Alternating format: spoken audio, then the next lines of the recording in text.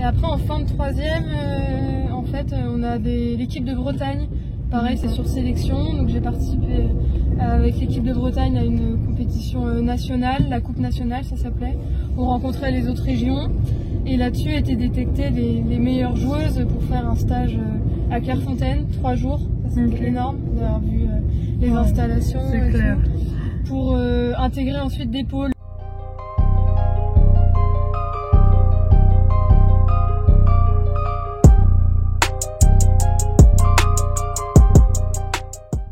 Salut l'équipe, j'espère que vous allez bien. Aujourd'hui, grosse journée en perspective parce qu'on s'expatrie en Bretagne et plus précisément à Rennes. On va à la rencontre de Manon, elle a 25 ans, elle est kiné, mais elle est surtout joueuse de foot au CPV Bréquigny. Son équipe joue actuellement en R1, mais vous allez voir, les filles ont de grandes ambitions pour la saison prochaine. Donc voilà, on va passer la journée avec Manon, pardon. Avant ça, j'ai mon train à prendre. Donc on se retrouve pour moi dans quelques heures à Rennes et puis pour vous dans quelques secondes. À plus!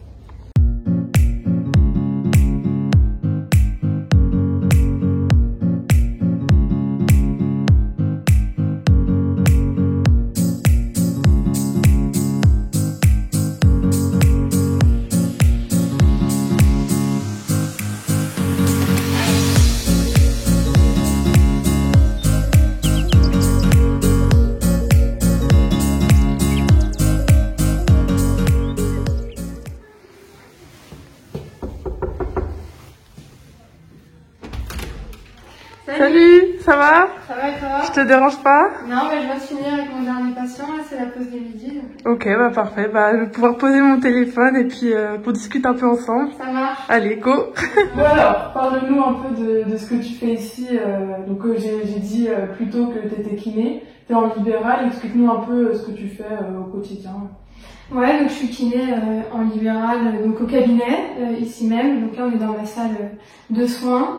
Donc en fait c'est de prendre en charge des patients qui viennent avec une ordonnance du médecin, donc souvent des douleurs, et à nous après de les remettre sur pied. Est-ce que tu as une clientèle particulière, par exemple des sportifs, ou non, là c'est très général? Non, c'est très général. Après mes collègues aussi, on est 3 kinés, ils travaillent un peu en kiné du sport, donc on essaye un peu de développer ça. Mais en fait c'est un cabinet qui est accessible à tout le monde, donc n'importe qui vient.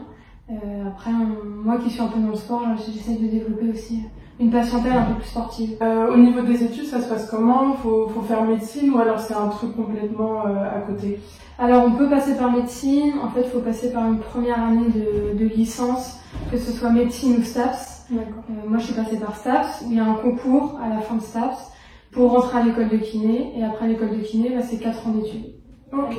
Et tu me disais, du coup, tu développes ta clientèle un peu sport, et en parallèle, tu as une formation, c'est ça aussi, au cours de l'année là pour... Ouais, c'est ça. Donc là, j'ai démarré cette année une formation d'1 an en kiné du sport, qui me permettra d'être certifiée kiné du sport et reconnue même en Europe. Donc ah oui, c'est plutôt cool, ouais. Ah oui, okay. C'est trop bien. Mais du coup, tes coéquipières là, à Bréquigny, elles doivent toujours te demander un strap ou ah, j'ai mal passé. Ouais, bah, elles me sollicitent pas mal. Ouais. C'est vrai que souvent il y a des petits bobos ou des petites questions, même juste pour savoir est-ce que je peux jouer, qu'est-ce que je dois faire. Okay. Et il y en a même plusieurs qui sont venus au cabinet carrément ici parce qu'elles avaient une ordonnance et elles ont dû venir pour s'organiser. Et puis plus généralement, qu'est-ce qui te plaît dans ton métier ou qui te déplaît, parce que j'imagine qu'il y a aussi des inconvénients comme partout. Ouais, c'est ça.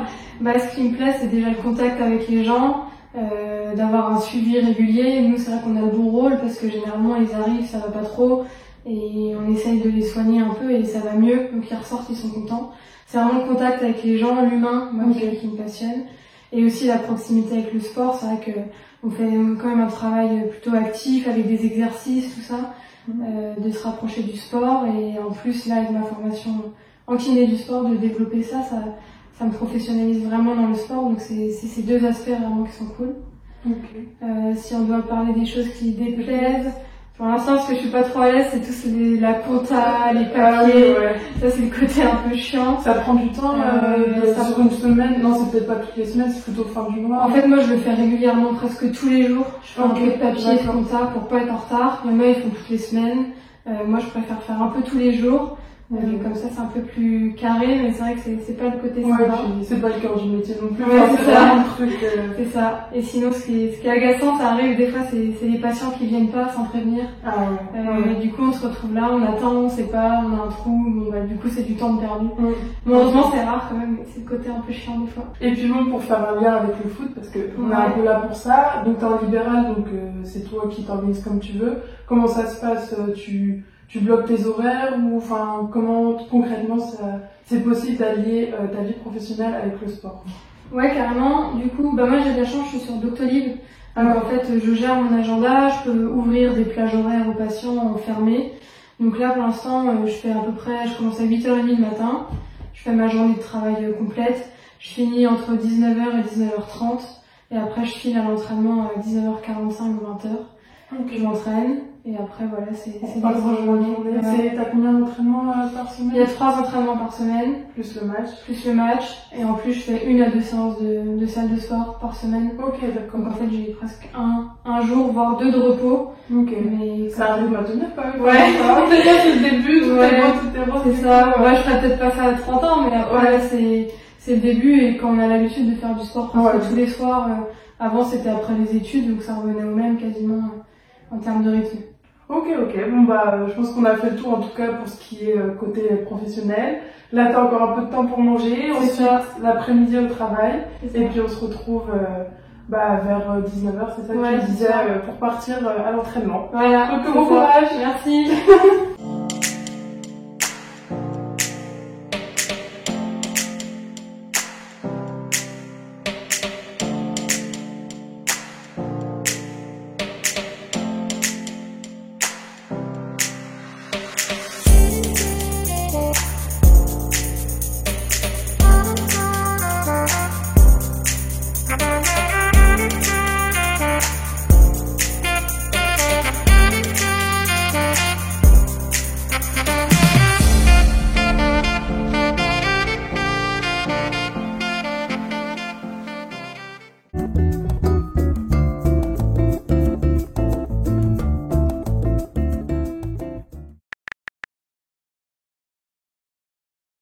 Et mon pote, j'ai besoin de personne. Des rails de C dans les toilettes, toutes ces merdes à éviter.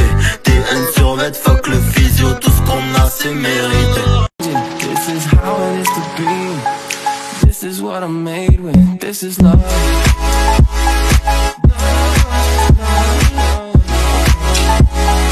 This is what I'm made with. This is love. Skechers, light up my path. I like your Skechers, you like me, my Gucci shoes. So come now, see you're my angel. Say bye to the past, hello to tomorrow. You can't love me unless you love you too. Bring that ass back like a boom, boom, boom, boom.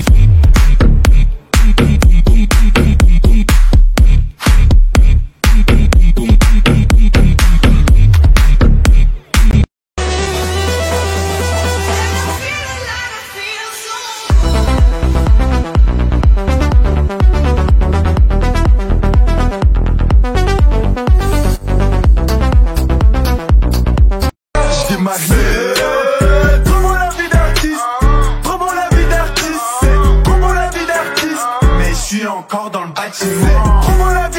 Mélodie, je lui dis appelle-moi, une mélodie, je lui dis posé dans la surface, tu me touches à pénalty. Et le bif que tu vois là.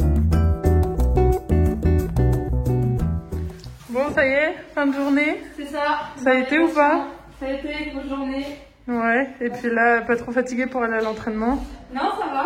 Tant que je suis dans le jus, ça va. Ouais, faut surtout pas se poser. C'est ça. Donc là, on prend la voiture, on a un peu de route, c'est quoi, 20 minutes? Ouais, 15-20 minutes. On traîne pas trop parce que souvent c'est la course un peu. Ouais, après ok. l'entraînement, donc là, Bon bah, on ferme la salle et puis c'est parti. allez.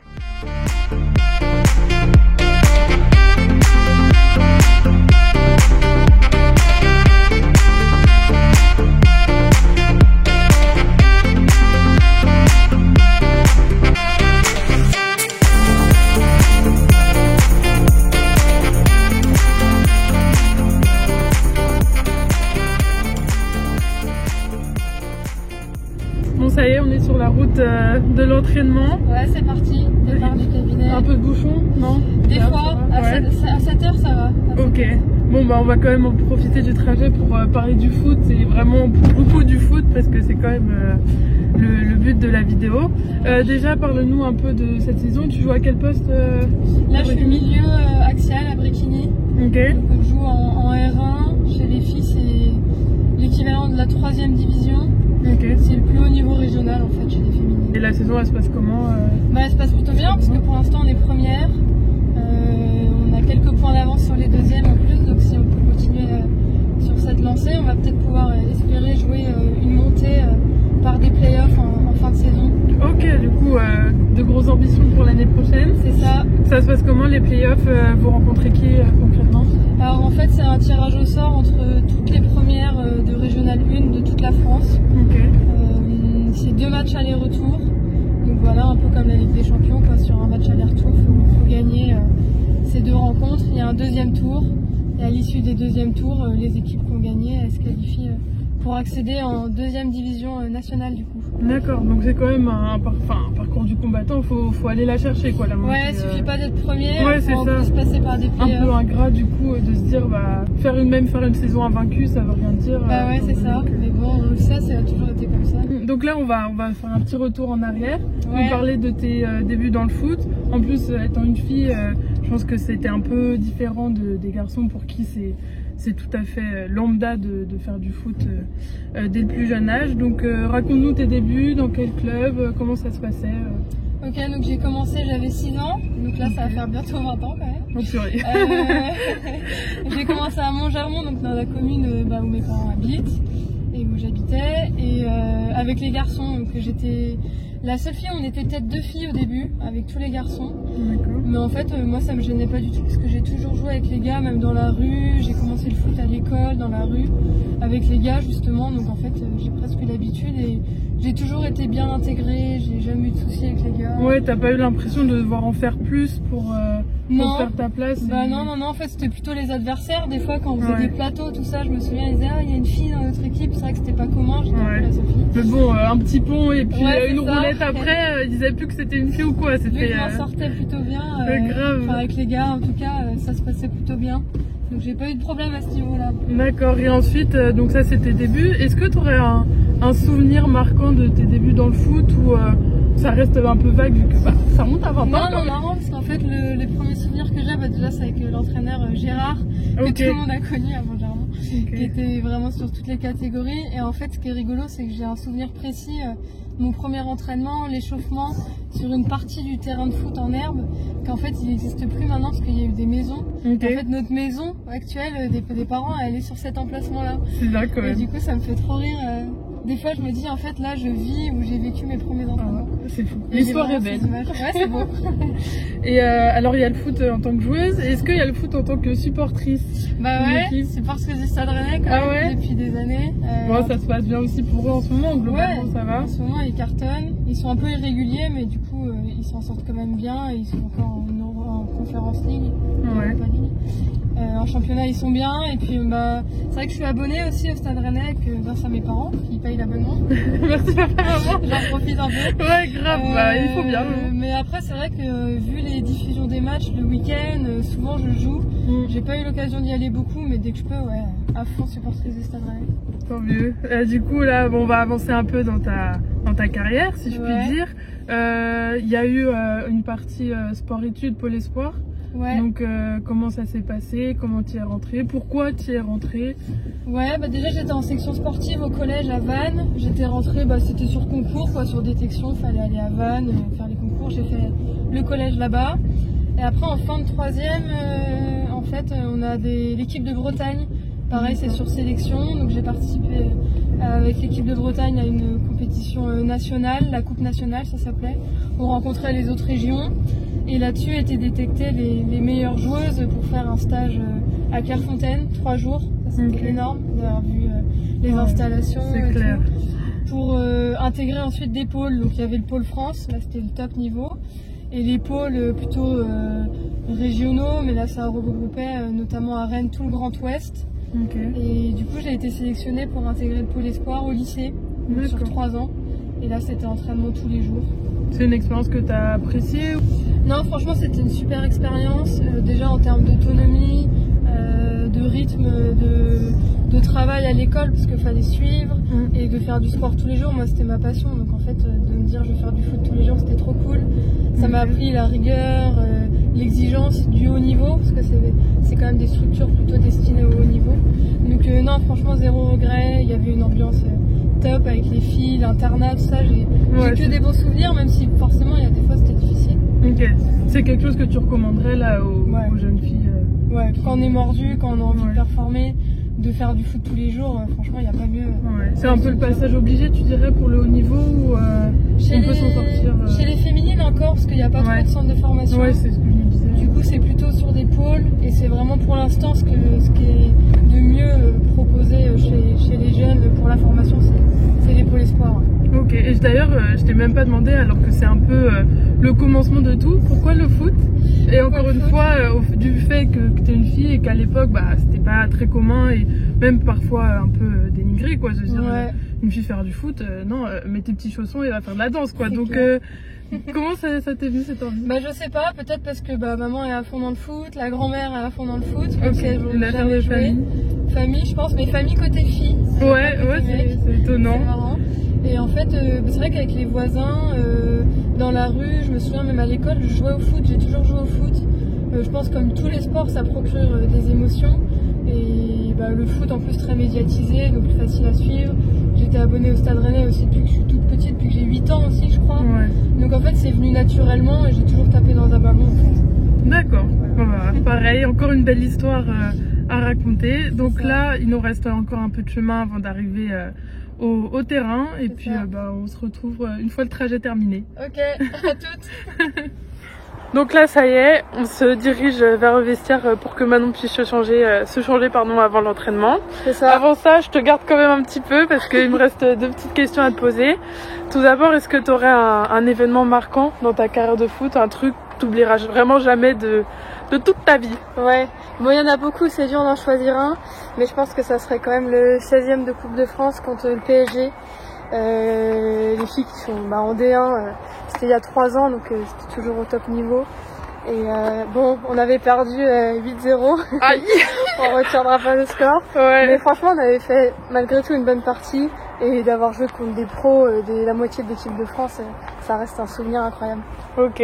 Bon, et après, si je peux me permettre de moi-même évoquer l'événement marquant de ta saison, c'est le buzz que vous avez fait dans les médias au regard de la dotation en Coupe de France. Déjà, est-ce que tu peux remettre un peu dans le contexte, parce que moi j'en parle parce que j'étais au courant. Je la laisse ouvrir la porte du vestiaire. En parler parce que voilà, moi je suis au fait de l'histoire, mais si toi tu peux en parler un peu plus. Ouais, en fait, en Coupe de France, quand on arrive à un certain tour on a une dotation à gauche de la fédération. Okay. Les garçons, en fait, ils ont le maillot sur chaussettes. Et les femmes, on n'a que le maillot. Du coup, on a décidé, pour marquer le coup un peu et protester en fait contre cette inégalité, de porter que le maillot sur un protocole d'entrée de match, sans short, sans chaussettes, pour dénoncer ça. Et en fait, ça a été vachement repris par beaucoup de médias, ça a fait un gros buzz médiatique. Et on a eu aussi une réponse de la Fédé qui, normalement, l'année prochaine, nous fournira la tenue complète. Okay. Donc il n'y a plus qu'à se qualifier, quoi. Ouais, oui, c'est sûr. C'est pas tout d'ouvrir sa gueule, faut après tirer derrière. Ok, en espérant que la Fédé nous fasse effectivement les efforts nécessaires, parce que bon, c'est vraiment pas du tout normal de voir ce genre de choses. En plus, il me semble que vous avez des maillots hommes. Ouais. Donc même ça, c'est pas à la taille. C'est grand. Voilà. Du coup, même ça, c'est pas à la taille. Donc, Et comment t'avais vécu un peu cet emballement médiatique? C'était cool, c'était presque impressionnant. En plus, c'était juste là-bas, il y avait sur le terrain. On rentrait, en fait, il y avait tous les médias, les photographes qui étaient alignés, il y avait une dizaine à nous prendre en vidéo, en photo. On était passé sur France 3 et tout, donc à notre niveau, c'était pas une coupe. Et du coup, on était un peu stressés. En plus, on était en culotte, le maillot est caché. Ouais, j'avoue que là, faut pas être critique. Ouais, c'est ça. Ok. Bon, là, on arrive au niveau de ton vestiaire. Ouais, je n'ai qu'une chose à te souhaiter, c'est bon entraînement. Et puis, à tout à l'heure. Merci.